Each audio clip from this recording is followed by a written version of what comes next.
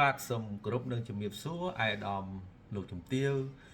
អ្នកអង្គការលោកអង្គការលោកស្រីអ្នកនាងកញ្ញាពុកម៉ែបងប្អូនទាំងអស់ជាទីគោរពជាទីរាប់អានខ្ញុំបាទលោកគ្រូសនប៊ុនសូមធ្វើការបញ្យល់បន្ថែមនៅការទូទាយប្រចាំឆ្នាំរបស់លោកអ្នកចាប់ពីឆ្នាំជូតរហូតដល់ឆ្នាំកុលដែលមានចងក្រងនៅក្នុង app បាទអញ្ចឹងដែរនៅក្នុងនោះខ្ញុំបានសរសេរនៅរាសីប្រចាំថ្ងៃចាប់ពីថ្ងៃអាទិត្យរហូតដល់ថ្ងៃសៅរ៍ហើយថ្ងៃមានថ្ងៃស្រត់ចុះឬក៏ថ្ងៃឡើងខ្ពស់ត្រដែតអីចឹងបាទហើយការទិញរបស់របរប្រចាំថ្ងៃទៅតាមឆ្នាំកំណើតពុកម៉ែបងប្អូនចាប់ពីឆ្នាំជូតរហូតដល់ឆ្នាំកុលបាទអញ្ចឹងដែរការទូទិញបាទរបស់របរដូចជាឡានម៉ូតូសម្ភារៈផ្សេងយើងជ្រើសរើសទៅលើថ្ងៃជាយោសុខោអន្តរាយលៀបសទ្ធិកម្មនិងមរណៈបើសិនជាយើងទិញនៅចំថ្ងៃអន្តរាយឬក៏ថ្ងៃកម្មថ្ងៃមរណៈឡានម៉ូតូឬក៏វត្ថុផ្សេងហ្នឹងវាមិនសូវបានល្អមិនបានគួងវងបានយូរទេបាទអញ្ចឹងដែរខ្ញុំបានជ្រើសរើសទៅតាមឆ្នាំកំណើតពុកម៉ែបងប្អូនទាំងអស់បាទទៅតាមថ្ងៃអាទិត្យច័ន្ទគៀពុទ្ធពហុសុក្រសៅរ៍នេះបាទតើឆ្នាំអ្វីដែលអាចទិញរបស់បាននៅក្នុងថ្ងៃទាំង7នេះបាទនៅក្នុងនោះដែរបាទបើសិនជាថ្ងៃដែលជាថ្ងៃជ័យយោឬក៏ថ្ងៃសុខោថ្ងៃលៀបនិងថ្ងៃសទ្ធីខ្ញុំដាក់អាចទិញបានឬក៏អាចជាថ្ងៃល្អតែយើងជៀសវាងនៅថ្ងៃដែលជាថ្ងៃអន្តរាយថ្ងៃកម្មនិងថ្ងៃមរណៈដែលជាថ្ងៃមិនល្អសម្រាប់ឆ្នាំកំណើតពុកម៉ែបងប្អូនរៀងខ្លួនបាទហើយយើងលំអិតទៅលើការទិញនោះតែយើងត្រូវទិញពណ៌អីទៅតាមឆ្នាំកំណើតរបស់យើងបាទហើយមួយទៀតលេខដែលយើងគួរប្រើត្រូវប្រើលេខអីឲ្យត្រូវទៅតាមឆ្នាំរបស់យើងហើយនឹងមានទូទាយខែចាប់ពីខែបើនិយាយទៅយើងនិយាយខែខ្មែរចុះខែទៅតាមចន្ទគតិយើងចាប់ពីខែមិគសេបាទមេបោះប្រគុណចែកស័កចេះចឹងរហូតទៅ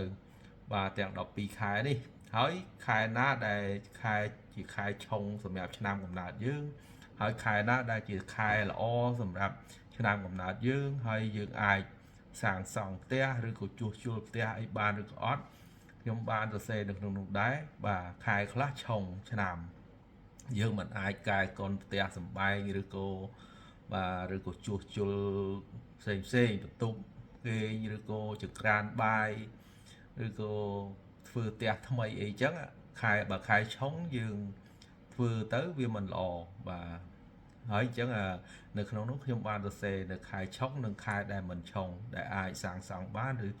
សាងសង់មិនបាននៅក្នុងការទូទាយនេះបាទហើយមួយទៀតខ្ញុំបានទូទាយប្រចាំឆ្នាំបាទប្រចាំឆ្នាំយើងបែក12ខែហ្នឹងយើងបែងចែកជា4ខែ4ខែដើមឆ្នាំ4ខែកណ្ដាលឆ្នាំ4ខែចុងឆ្នាំតែដោយសារយើងកំណត់យកទៅតាមតារាសាស្ត្រគឺផ្កាយមេសារាសីដែលវិលជុំវិញព្រះអាទិត្យនោះគឺចំនួន365ថ្ងៃ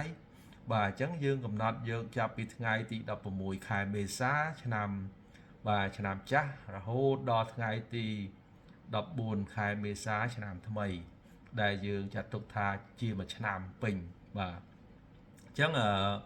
ការបែងចែកនេះយើងបែងចែកនៅចាប់ពីខែ4ខែ5ខែ6ខែ7ហ្នឹងយើងចាត់ទុកថាជាដើមឆ្នាំហើយចាប់ពីខែ8ខែ9ខែ10ខែ11យើងចាត់ទុកថាជាកណ្ដាលឆ្នាំហើយខែ12ឆ្នាំចាស់ខែ1ខែ2ខែ3ឆ្នាំថ្មីយើងចាត់ទុកថាជាចុងឆ្នាំក្នុងការទូទាយទៅលើរាសីរបស់ពុកម៉ែបងប្អូននេះ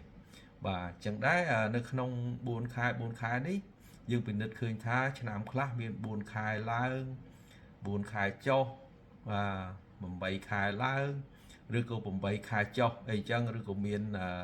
គ្រោះមានរឿងមិនល្អទៅតាមខែ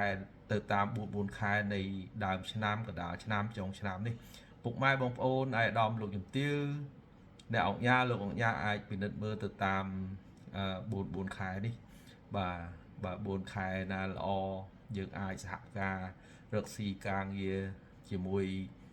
ដៃគូសហការយើងនឹងបានចម្រុងចម្រើនតែបើសិនណា4ខែនោះมันល្អ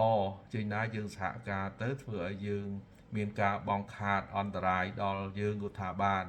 បាទហើយការចុះកុងត្រាកិច្ចសន្យាផ្សេងនៅពេលដែលខែយើងឡើងរាសីយើងល្អយើងអាចចុះកុងត្រាអីទៅវារលូនมันមានឧបសគ្គมันមានការរំខានទេតែបើសិនជាក្នុងករណីដែលយើងរាសីយើងមិនល្អយើងចុះកុងត្រាជាមួយនឹងដៃគូសហការយ៉ាងណាធ្វើឲ្យកើតមានរឿងដោយសារការចុះកុងត្រានេះ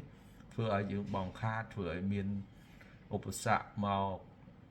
រារាំងយើងមិនសូវរលូនបាទអញ្ចឹងដែរការទូទាយប្រចាំឆ្នាំនេះមានត្រឹមប៉ុណ្ណឹងបាទអញ្ចឹងខ្ញុំបាទសូមរៀបរាប់ត្រឹមប៉ុណ្នេះសូមបញ្ចប់នៅការទូទាយប្រចាំឆ្នាំដែលមាននៅក្នុង app My FB Fortune របស់ខ្ញុំបាទពុកម៉ែបងប្អូនដែល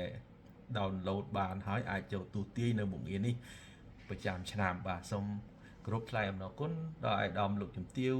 អ្នកអង្គញាលោកអង្គញាពុកម៉ែបងប្អូនទាំងអស់ជួបនៅពុទ្ធពរទាំង4ប្រការគឺអាយុវណ្ណៈសុខៈពលៈចូលមានគ្រប់ក្រុមគ្រួសារអាចជំរាបលាបាទ